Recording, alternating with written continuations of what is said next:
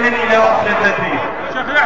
بداية الشكر كل الشكر لكل من خرج من كفر صقر وأولاد صقر وصول الحي ومنشيك له والحسيني والصالحية الشكر كل الشكر لأهالي دائرة الحسينية. أشكركم جميعا على حضوركم. أشكركم أقول لحضراتكم من هنا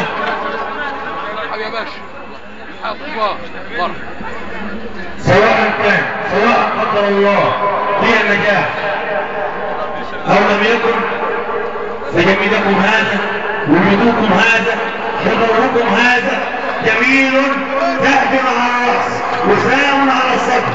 أشكركم جميعا. أتمنى من المولى عز وجل أن يساعدني في رد هذا الجميل سواء أصبح أو لم أصبح. أتمنى من المولى عز وجل أن يساعدني على رد جميل الحضور الكريم. أشكركم جميعا.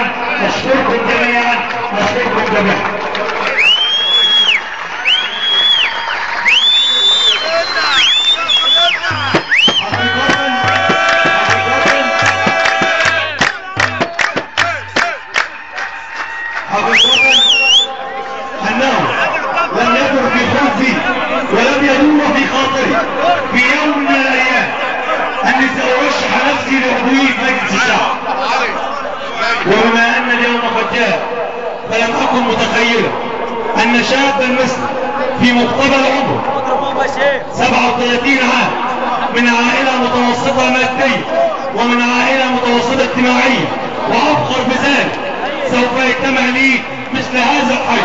أشكركم جميعا، ولكن دعوني أقول أنكم اجتمعتم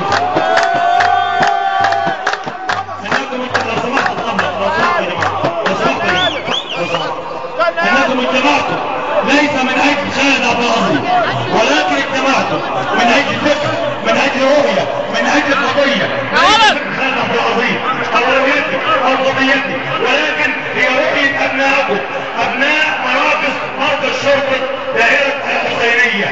اجتمعتم من أجل رؤية دستورية تشريعية، اجتمعتم من أجل رؤية في صلح السياسة العامة الدولة، اجتمعتم من أجل رؤى لمشاكل وحلول هذه المشاكل، من أجل تنمية، من أجل حضارة، من أجل عدالة اجتماعية. أشكركم جميعا.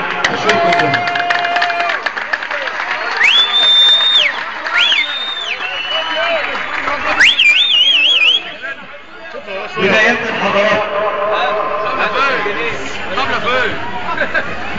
لنا في التاريخ وفي الماضي عبرة وعبرة. سيدنا النبي عليه أفضل الصلاة والسلام خرج من مكة وعاد إليها غازيا وفاتحا. سيدنا الإمام أحمد بن حنبل سجد، عزل، جلد، فصار إماما للسنة. وزمنا في حرب 67 فكان النصر والعبور في حرب 73. ففات كلامي لحضراتكم أن الآلام العظيمة تبني الأمم العظيمة. مرت مصر بمرحلة من الفقر، من القهر، من الاستبداد، ولكن الذكي الأريد هو الذي يحول خسارته إلى ربح، أما الغبي الرعديد هو الذي يحول مصيبته إلى نصرتين. ونحن والحمد لله كأبناء للشعب المصري رجالا وشبابا ونساء وشيوخا من الأذكياء وقادرين على تحويل تلك المصيبة إلى ربح.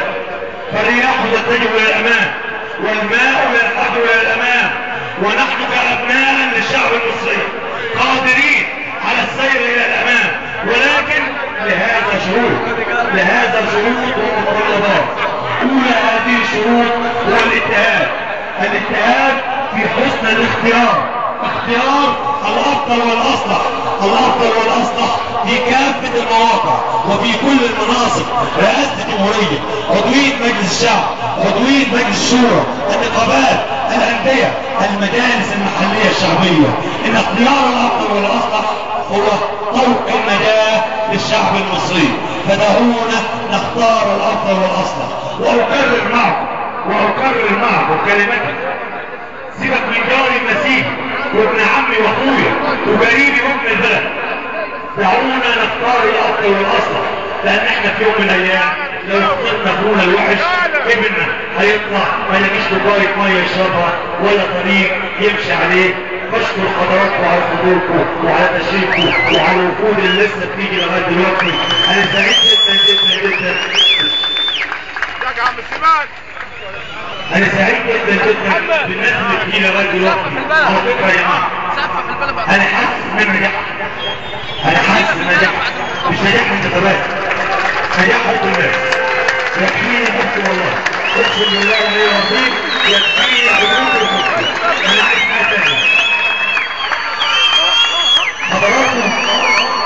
حضراتكم لدينا انتخابات يوم 14/12 الدايره الخامسه في الكاردي ودايره شمال الشرقيه في القاهره. حضراتكم في تلتين جايمه وتلت فرق. بالنسبه للجايمه اللي تخص المجموع الحضور المواد الموجود، الجايمه شامله 14 مركز شرطه